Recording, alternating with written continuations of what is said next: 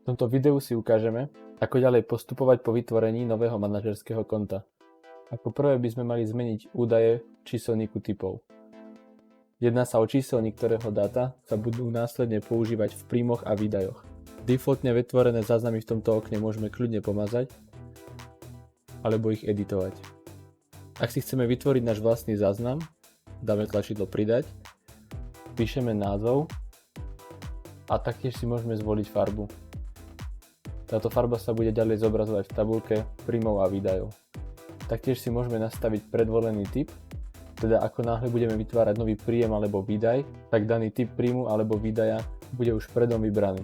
Následne môžeme záznam uložiť. Z hľadiska pridávania používateľov do organizácie máme na výber dvoch možností. Buď necháme používateľa sa samého zaregistrovať a následne požiadať o pridanie do organizácie, alebo tento proces môžeme urobiť zaňho. V okne používateľa dáme tlačidlo pridať a následne môžeme vyplniť všetky údaje ako pri registrácii. Na rozdiel však od bežnej registrácie, tu dostávame možnosť zvoliť organizáciu používateľovi už predom. Ak si zvolíme nevybrať organizáciu predom, stačí dať túto možnosť a následne bude musieť používateľ sám požiadať o pridanie do organizácie. My si však vyberieme túto možnosť a dáme uložiť formulár. Ako môžete vidieť, používateľ sa nachádza v zozname. Je to práve vďaka tomu, že sme organizáciu vybrali predom. Ak by ste sa náhodou pri zadávaní mailu pomýlili a zadali ste chybný e-mail, je potreba daný záznam vymazať a vytvoriť znova. Obyčajným prepísaním cez editáciu nedojde k odoslaniu registračného mailu. Na mail, ktorý sme zadali pri registrácii, následne používateľovi dojde registračný mail.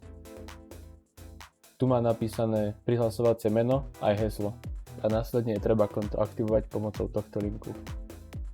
Teraz sa už stačí len prihlásiť pomocou automaticky vygenerovaného hesla. Po úspešnom prihlásení si môžeme heslo zmeniť následovne. Môj účet a zmena hesla. V prípade, ak odstraníme používateľa, ktorý má na svoje meno vytvorené príjmy a výdaje, všetky ním vytvorené záznamy ostanú aj naďalej uložené v aplikácii. Tým pádom nedojde k ich stráte. Ak už máme používateľov pridaných, môžeme sa presunúť na pridanie prvej stavby. Dáme tlačidlo pridať a následne vyplníme všetky potrebné dáta o stavbe. Tak a údaje máme vyplnené. Ak sa pri tvorbe stavby rozhodneme nezadať plánované náklady a plánované zisky, musíme brať v potaz, že tieto dve hodnoty sa následne berú pri výpočte tabuliek a grafov v bilancii stavby. Teda pri nezadaní týchto parametrov nám môžu niektoré výpočty chýbať. Ak by ste si po registrácii a prvotnom nastavení potrebovali zmeniť údaje a nastavenia vašej aplikácie, stačí prejsť do okna organizácie, kde pomocou tlačidla editovať môžete zmeniť všetky údaje, ktoré ste v predošlých krokoch zadali. Môžete tu zmeniť nastavenie účtovať z DPH, taktiež zmeniť typ organizácie, alebo si kľudne pridať účtovnú firmu, ak ste tak neurobili pri procese registrácie.